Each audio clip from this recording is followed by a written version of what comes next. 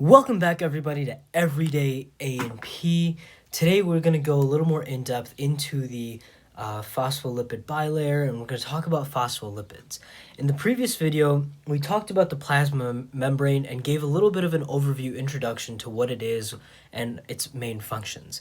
So, in that video, we also saw that we have phospholipids, and the layer or the bilayer that is surrounding the cell and separates the inside from the outside is made up of these structures called phospholipids. So we wanted to talk a little bit more in depth about phospholipids, what they are, and what their main function is. So here we have a zoomed in picture or zoomed in diagram of phospholipids at the anatomical and atomic level. So to break down a phospholipid, right, what is it and what is it made up of?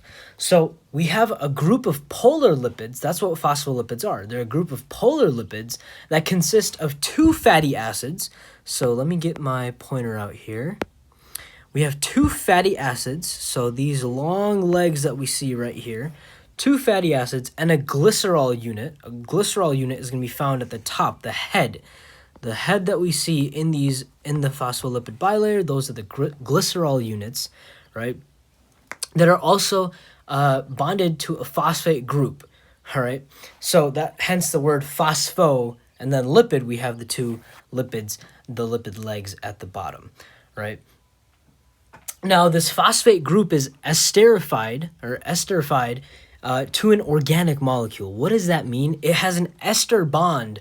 The phosphate group has an ester bond to a organic molecule, and we're not going to dive too deep into that just because that goes into the realm of biochemistry and organic chemistry. So just something that we want to know and keep note of. So you'll notice that we have a little bend right around here. Now, what does this bend mean? Right? We have two types of fatty acids when we talk about lipids, right? Because we have these two fatty acids that are bonded to the glycerol head. So we have two types. We'll move down here, right? Our first type are saturated fatty acids. And our second type are unsaturated fatty acids. And we see both of these types of fatty acids within the phospholipid bilayer, within the phospholipids. So let's break it down, right? A saturated fatty acid is going to look very linear, like we see right here. And the reason for that is when we dive a little bit deeper into the organic chemistry aspect of it, right? We have carbon that is bonded to carbon with single bonds, right? So unsaturated is going to have single bonds. Now, when we look a little bit more closely at the unsaturated, we see that we have a little bend. So what does that mean? Well, that means that we have carbon that has a double bond with another carbon. So that causes that little bit of a bend. Right? That causes a bend. So here we have a double bond. So that's just a little bit, little introduction into the organic chemistry, the biochemistry aspect of the structure of the phospholipid itself, right? So what does it do? What is the function of the phospholipid? Well, it's the major membrane lipid that consists of a lipid bilayer. And we say bi because there's layer number 1 and layer number 2. So the main structure, right, this basic cellular structure acts as a barrier. It acts as a barrier from the outside, or the extracellular component, to the intracellular component. Intracellular. Right? So it acts as a barrier, and it protects the cell against various environmental insults that could happen, right? So it makes sure that we have the things that are coming in are the stuff that we want to come into the cell, and the things leaving are things that need to leave the cell.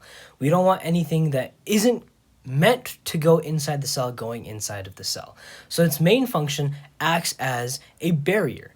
Now, when we look a little closely at these, at the phospholipids and the bilayer itself, right, we see that it has two different components. We have the extracellular, the intracellular, right? But we also have a middle portion of it right here. Now, when we look at the head, right, the head is going to be hydrophilic. Now, we talked about this in a previous video. Hydrophilic head means that it's water-loving, right? End quote. Water-loving. It's going to interact with the water, and it's going to interact with that fluid type of environment. Now, when we look at the inside, right, in between this yellow portion right here that we see, we'll move down here. So I'm going to quickly draw a little diagram of the phospholipid, right? And we have the head, we have the unsaturated, and then we have the saturated and the unsaturated. So we'll move it a little bit closer.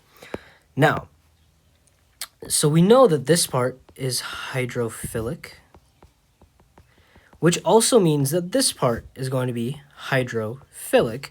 It's just pointing inside the cell rather than outside the cell. Now, this middle portion is going to be hydrophobic. And that's where we find the saturated and unsaturated fatty acids, which are lipids. Now, a prime example to see here is that when you try to mix oil and water, they don't mix. They have different chemical properties. And that's what makes the hydrophobic and hydrophilic components of these phospholipids, right? So that's something that we also want to keep in mind, that it's very important to be able to distinguish which side is going to be hydrophilic and what is going to be hydrophobic. And in future videos, we're going to cover a little bit more about what can pass through the phospholipid bilayer and what can't, what will need extra assistance, such as channel proteins that we are also going to find embedded within the membrane. We did cover that a little bit in the previous video when we talked about the